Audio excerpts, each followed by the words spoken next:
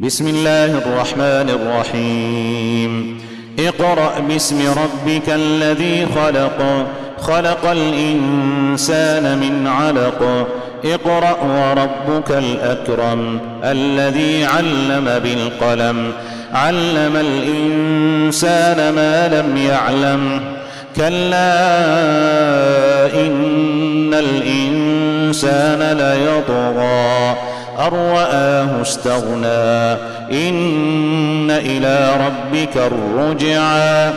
أرأيت الذي ينهى عبدا إذا صلى، أرأيت إن كان على الهدى أو أمر بالتقوى، أرأيت إن كذب وتولى.